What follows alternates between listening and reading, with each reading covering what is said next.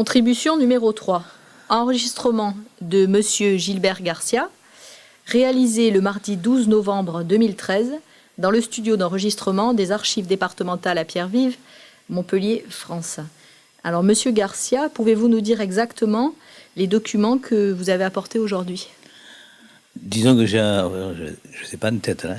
Oui, vous voulez que je vous rappelle? C'est pour ça que je... Tenez. Hop.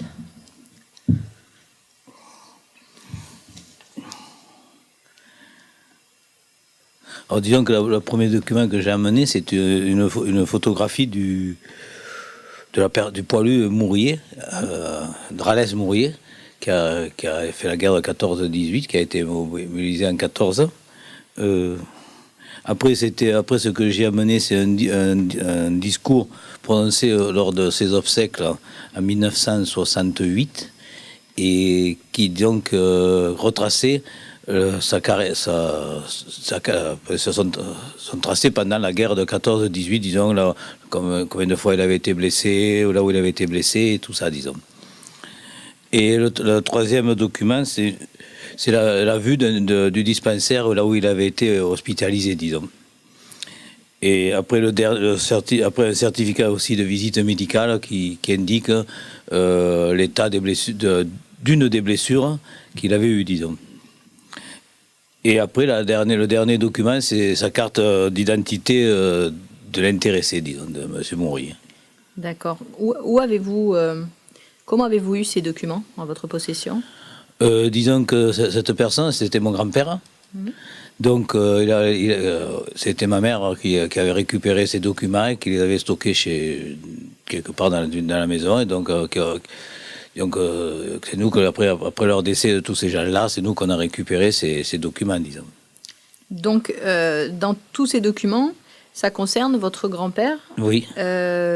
Connaissez-vous sa date et son lieu de naissance? Alors, son lieu de naissance, c'était au Plantier, dans le Gard. Sa date de naissance, je dois l'avoir, mais je ne l'ai plus en tête, là.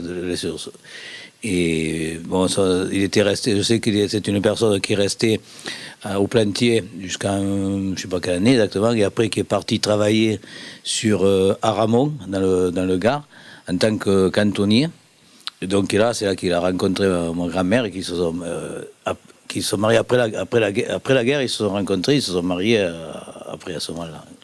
Alors, justement, quel était son lieu de résidence au moment de la mobilisation? Son lieu de résidence était au Plantier. Au Plantier, au moment de la mobilisation. Oui. Et quel était son régiment d'appartenance? Il était dans quel corps d'armée? Vous le saviez? Je le savais, mais c'est sur le document que... D'accord. Le document que je crois que j'ai laissé, qui va être scanné, où c'est marqué dessus son... Mais donc moi, tous ces documents, je ne les ai pas approfondis, je vous dis franchement, je ne les ai pas approfondis. Ce grand-père, vous l'avez connu? Oui. Il vous a parlé de la guerre, de son expérience? Oui, disons qu'il m'a parlé de son expérience, de la guerre des tranchées, tout ça, il m'en avait vaguement parlé. Bon, disons en plus que cette guerre l'avait vraiment marqué.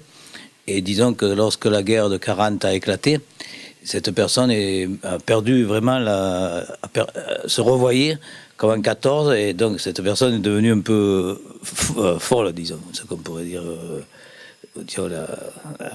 Elle serait devenue un peu folle, disons. Est-ce que vous, ou une personne de votre entourage, justement, avez connaissance de ce qu'il a vécu exactement pendant la guerre? Non. Il n'en a parlé à personne? Il en a peut-être parlé à mes parents, mais ma mère étant décédée aussi. Donc moi, quand il en a parlé, j'étais jeune, puisqu'il est décédé en 68. Mm-hmm. Moi, j'avais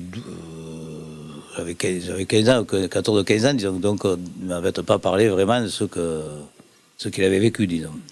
Le seul truc que je sais que ma mère disait, c'est qu'il avait été blessé. Il avait une blessure, et que cette blessure était au dos, et qu'il avait eu une greffe, il y avait greffé une artère de chat à la place, et que donc si tombait, s'il avait par malheur il brochait quelque chose qui tombait, cette artère pouvait casser et disons lui provoquer son décès. Voilà. D'accord. Donc à part votre mère, vous n'avez pas d'autres personnes dans la famille, dans l'entourage qui avaient connaissance de son expérience? Toutes les personnes qui avaient l'expérience, qui l'ont connu et qui savaient peut-être, sont toutes décédées, disons. D'accord. Revenons sur la première photographie que vous avez amenée. Donc, sur la photographie, c'est lui, c'est ça qui est... Disons que c'est un groupe, Ouais. je crois que c'est un groupe à l'hôpital, je crois, ou sur le front, je ne sais pas trop.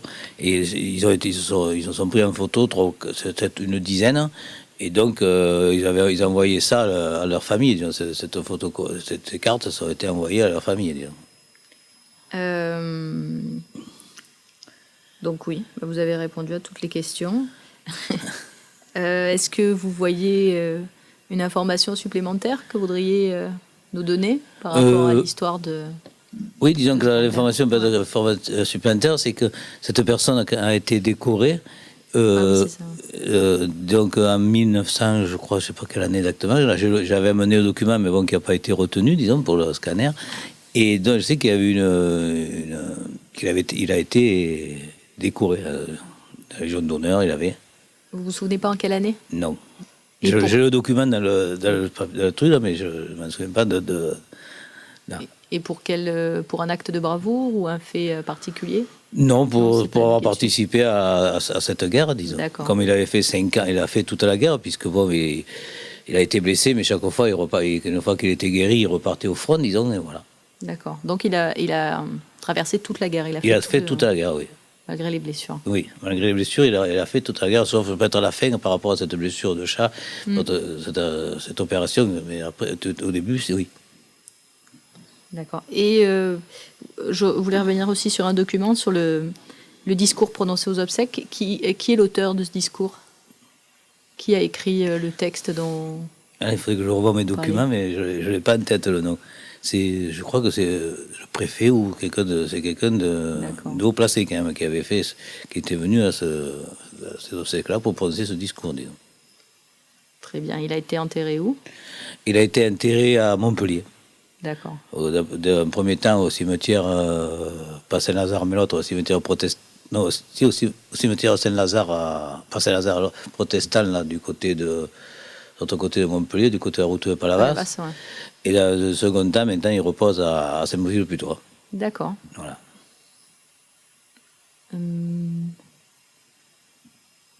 Et pour revenir sur un des derniers documents, le certificat médical, c'est celui qui correspond à la blessure dont vous nous parliez sur l'artère ou c'est...